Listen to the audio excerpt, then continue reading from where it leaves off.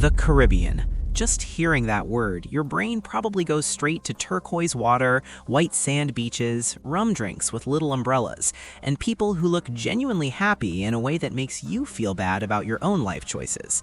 And look, that version exists. It does. But it shares the same islands, sometimes the same street, with a very different reality. Crumbling infrastructure, wages that wouldn't cover a week of groceries, and governments that treat their poorest citizens like a background detail in a tourism brochure. Now, before anyone starts typing in all caps, this isn't about insulting Caribbean people. Caribbean people are some of the most resilient, creative humans on the planet. This is about the systems, the colonial hangovers, the corrupt leadership. The global economy that wants Caribbean beaches but doesn't want to pay the people cleaning them a living wage. That's what we're talking about. If you appreciate this kind of content, hit that like button and subscribe. It genuinely helps. Okay, let's get into it. Number 10. Kingston, Jamaica. Jamaica punches so far above its weight culturally that it barely makes sense. Reggae, dancehall, Bob Marley, the country has influenced the entire planet. And yet, Kingston has deep structural poverty baked into its bones. The inner city communities here are called garrisons, neighborhoods where political parties historically controlled resources like a vending machine. You vote right, maybe something trickles down. You don't, good luck. The garrison system basically turned poverty into a political tool, which is one of the most cynical things a government can do to its own people. The tourism money mostly stays at the resort. Doesn't exactly make its way to the neighborhoods where people are still figuring out how to cover rent. Approximately 19% of Jamaica's population lives below the poverty line, with Kingston's garrison communities sitting considerably higher than that. Number 9. Bridgetown, Barbados. Hear me out on this one, because Barbados might surprise you. It looks good on the outside, clean, organized, one of the highest GDPs per capita in the region. But cost of living in Barbados is absolutely savage. And when you combine high prices with wages that haven't kept up, you get people who are technically employed and still quietly drowning. It's the Miami problem, Caribbean edition. You can be making beds at a 5-star resort and still not afford an apartment within commuting distance of that resort. That sentence should make everyone involved uncomfortable. Then COVID wiped out the tourism sector for 2 years. The country had to go through an entire debt restructuring process, which is a polite way of saying we were nearly broke. The people at the bottom felt that first and hardest, as they always do. Around 16% of Barbados's population lives in poverty, with Bridgetown's most underserved neighborhoods considerably higher. Number 8. Castries, St. Lucia. St. Lucia is one of those islands that gets used in engagement announcement photos. You know the ones. Couple standing in front of the pitons looking very much in love and very much like they have a good credit score. Gorgeous place. Castries, the capital, is a different conversation. The economy is heavily tourism dependent, which means it's one hurricane away from a crisis at any given moment, and St. Lucia has had several. When the revenue dries up, services get cut, and the people with the least cushion get hurt the most. That's just math. Youth unemployment is alarming. Wages haven't kept pace with inflation, and the gap keeps widening while officials are busy posing in front of the pitons for their own press releases. Roughly 25% of St. Lucia's population lives below the poverty line. Number 7. Nassau, Bahamas. Here's where the prosperity illusion gets almost insulting. The Bahamas has one of the highest GDPs per capita in the Caribbean. Private islands owned by billionaires. Atlantis Resort has more square footage than some small countries.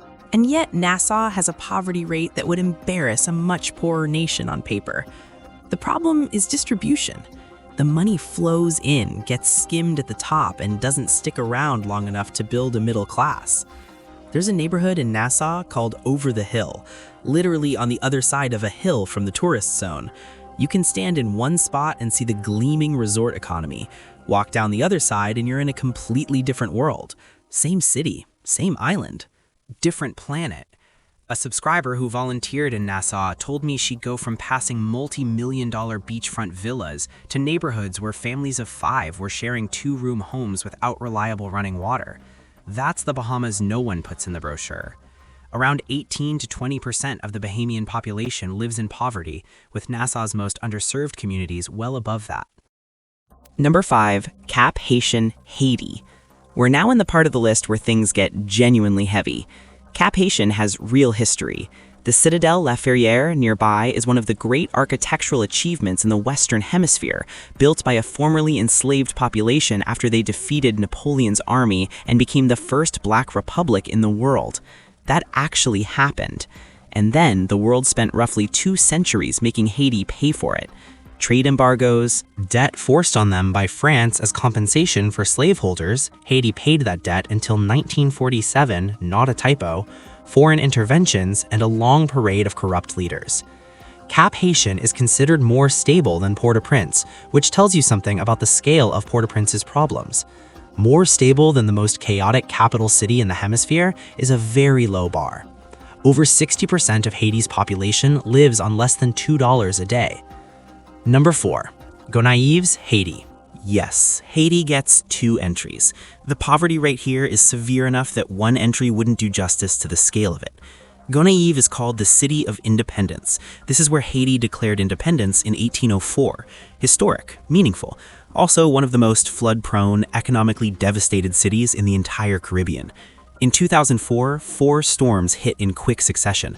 Tropical Storm Jeanne alone killed over 3,000 people. The infrastructure was already struggling before those storms. After them, it was barely functioning, and the city has never fully recovered in the ways that actually matter to people trying to build a life there. It's easy to throw statistics on a screen and move on, but Gonaives is a place where real families are making impossible decisions every day just to get to tomorrow. And a lot of that suffering traces directly back to decisions made in foreign capitals over decades. Poverty rate in Gonaives exceeds 65% of residents. Quick pause. If you haven't subscribed yet, please do. Takes 2 seconds. Means a lot. Okay, top 3. Number 3, Santiago de los Caballeros, Dominican Republic. The DR shares Hispaniola with Haiti, and the contrast between the two countries is one of the most discussed in the hemisphere. The DR has a real economy, growing tourism, a middle class. Santiago is the country's second city, industrial, commercial, the backbone of domestic production. So why is it here? Because better than Haiti and doing well are not the same sentence. Santiago has significant urban poverty. Informal settlements, barrios marginales, ring the prosperous city center. Workers in the free trade zones often earn minimum wage, which sounds fine until you realize that minimum wage in the DR historically hasn't covered basic living costs. The city has energy, it has investment, but it also has a working class grinding extremely hard for wages that don't come close to reflecting that effort, and that's a quiet injustice that doesn't make many headlines. Approximately 23% of the Dominican Republic's population lives in poverty, with Santiago's marginalized neighborhoods running significantly higher. Number 2, Port-au-Prince, Haiti. 3 Haiti entries, I know, but you cannot make an honest list about Caribbean poverty without confronting Port-au-Prince directly. This is a city of 2 to 3 million people, no one has a reliable count, that has survived a 2010 earthquake that killed over 200,000 people, a cholera epidemic introduced by UN peacekeepers that killed thousands more, multiple political collapses, and gang control of large portions of the city, all while sitting 30 minutes by air from Miami. That last part is almost designed to break your spirit if you think about it too long. The Haitian state has genuinely struggled to provide basic security in vast sections of its own capital. Infrastructure is overwhelmed, hospitals are under-resourced, clean water is a daily challenge for much of the population, and through all of it, people are raising children, building businesses, creating art, and holding communities together with a resourcefulness that deserves to be celebrated loudly. Port-au-Prince doesn't need pity. It needs structural change and leadership that actually shows up. What it usually gets is considerably less than that. Over 70% of Port-au-Prince residents live in poverty. Number 1, Les Cayes, Haiti. Here we are. Les Cayes is a port city on Haiti's southern peninsula.